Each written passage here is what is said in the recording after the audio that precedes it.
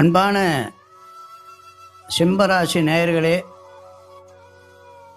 உங்களை அனைவரையும் கண்ணா ஜோதிடம் யூடியூப் சேனல் அன்புடன் வரவேற்கிறது.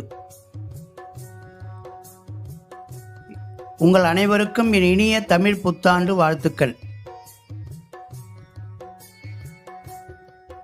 தங்கள் ராசிக்கு இந்த தமிழ் புத்தாண்டில் குரு பகவான் என்ன பலனை தரப்போகிறார் என்பதை பற்றி தான் இந்த ஆடியோவில் பதிவு செய்ய இருக்கிறேன். தங்கள் ராசிக்கு குரு பகவான் வருகின்ற சித்திரை 18ஆம் தேதி ஆங்கிலம் 1/5/2024 10வது வீட்டில் பாக்கியஸ்தானத்தில் வந்து அமர்கின்றார். இந்த 10வது வீடு ஜீவனஸ்தானம்.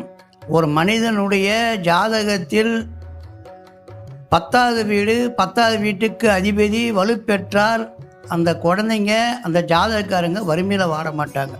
அதுதான் ஜீவனஸ்தானம் எனக்கூடியது.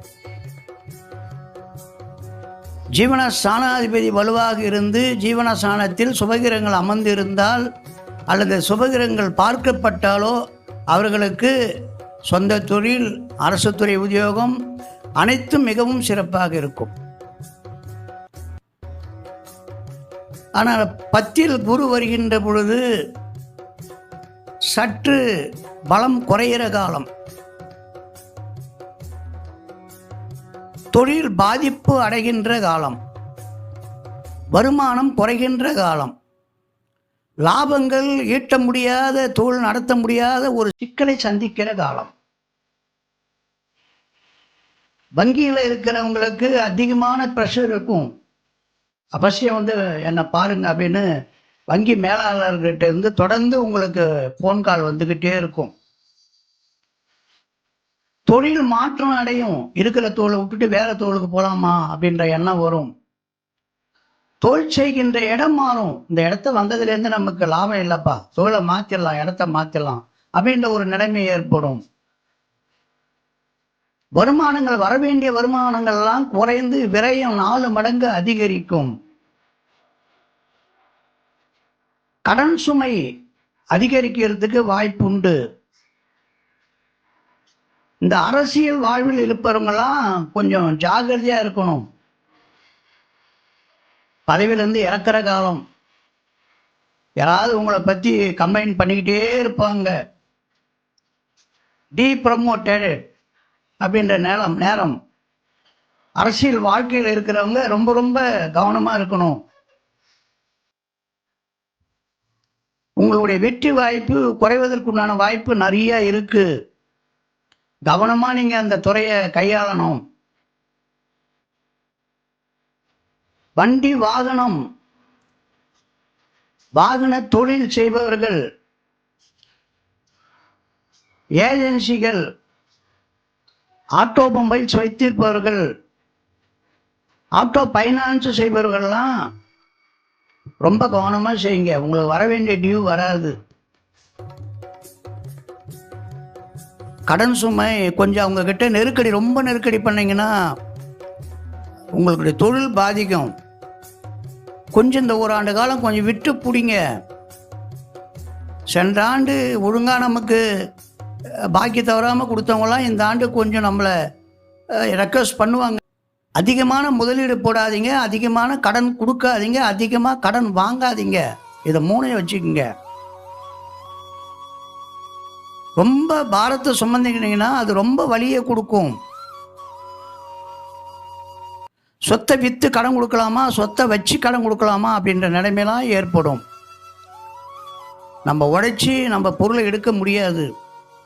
ஒரு பொருளை விற்று இன்னொரு பொருளை வாங்கலாமான்ற நிலைமை ஏற்படும். விற்றாலும் நஷ்டம், வாங்கினாலும் நஷ்டன்ற நிலைமை ஏற்பட்டுடும். விற்கிறதுக்கும் ஆள் வந்து கேட்கல, வாங்கிறதுக்கும் எங்களால் முடியலன்ற ஒரு நிலைமை ஏற்படும். பொருளாதார நெருக்கடி, பண தட்டுப்பாடு, இதெல்லாம் இந்த ஆண்டு உங்களுக்கு நடக்கும். 10வது வீடு ஜீவனஸ்தானத்தில் குரு பகவான் உட்கார்ந்தா செய்கிற தொழிலில் பாதிப்பு ஏற்படுத்துவார். கொஞ்சம் நம்ம கவனமாக இருக்கணும், மிக மிக கவனமாக இருக்கணும். ஒருத்தர்கிட்ட ஜாமீன் கையெழுத்து போடுவது, ஒருத்தருக்கு நம்பி கடன் வாங்கி கொடுப்பது, உங்கள் நண்பருக்கு நீங்கள் உதவி பண்ணுவதெல்லாம் இப்போ குறைச்சிக்குங்க. ஒரு பார்ட்னர்ஷிப் தொழில் செய்கிறவங்க கொஞ்சம் பொறுமையாக செய்யுங்க. நம்ம பார்ட்னர்ஷிப்புக்கிட்டேருந்து கொஞ்சம் அதிகமான வார்த்தைகள் வந்தாலும் அதை சகிக்கிற தன்மை நீங்கள் இறைவன்கிட்ட கேட்டு வாங்கிக்கோங்க. இந்த ஒரு வருஷத்துக்கு கோபப்படாமல் இருங்க, இல்லைன்னா ஃப்ரெண்ட்ஸு உடஞ்சிடும். அவருக்கும் பாதிப்பு, உங்களுக்கும் பாதிப்பு அப்படின்ற மாதிரி ஒரு ஏற்பாடு ஆகும். ஜாகிரதையாக இருக்கணும். சரிங்க ஐயா, நீங்கள் இவ்வளோ சொல்லியிருக்கீங்க. இந்த பிரச்சனைலேருந்து நாங்கள் மீளுவதற்கு கடவுள் ரீதியான ஒரு பரிகாரத்தை நீங்கள் சொல்லுங்க ஐயா.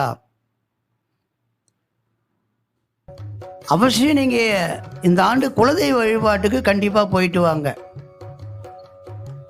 நம்ம பெற்றெடுத்த தாயும் தகப்பனும் குலதெய்வம் ஒன்று. எப்பயுமே குலதெய்வம் நம்மளை பழி வாங்காது, அதுக்கு கோபம் வராது. அந்த குலதெய்வம் நம்மளை கீழே தள்ளாது, வருத்தப்படும் நம்மளை பார்க்கலேன்னு. அதனால் தயவு செஞ்சு குலதெய்வ வழிபாடு பாக்கி இருந்தால் அதை போய் முடிச்சிடுங்க. காலையில் இருந்து தினந்தோறும் சூரிய நமஸ்காரம் பண்ணுங்க. காலபைரவருக்கு நிறைய உணவு, எவ்வளோ காலபைரவர் நோட்டில் ரொம்ப பசியோடு திரிகிறாங்க, அவங்களுக்கெல்லாம் கொஞ்சம் உணவு போடுங்க. சிவன் ஆலயத்தை மறக்காமல் போய் பிரதோஷ வழிபாடு பண்ணிக்குங்க.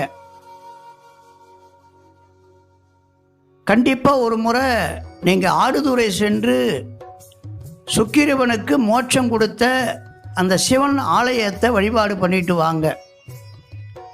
யார் யார் ஜாதகத்தில் சூரியன் நீச்சம் அடைகிறாரோ, யாருடைய ஜாதகத்தில் 9ஆம் வீட்டுக்கு அதிபதி தன்னுடைய பலனை இழக்கிறாரோ, யார் யார் ஜாதகத்தில் 9இல் பாவகிரகம் ஆட்சி செலுத்துகிறதோ, இவங்க எல்லாரும் கண்டிப்பாக ஆடுதுறை போகணும். ஆடுதுறை போய் அங்கே இருக்கிற சிவபெருமானை வழிபாடு பண்ணிட்டு வந்தீங்கன்னா நம்ம முன்னோர்கள் செஞ்ச கர்ம வினையெல்லாம் தொலைஞ்சிடும். கண்டிப்பாக ஒரு முறை இந்த முறை இந்த கடகராசிக்காரங்க சிம்மராசிக்காரங்களாம் போயிட்டு வந்தால் ரொம்ப சிறப்பு. தொடர்ந்து நம்ம சேனலை பாருங்கள், மறக்காமல் சப்ஸ்கிரைப் பண்ணுங்கள், நண்பர்கிட்ட இதை பற்றி பேசுங்க, ஷேர் பண்ணுங்கள். நன்றி, வணக்கம்.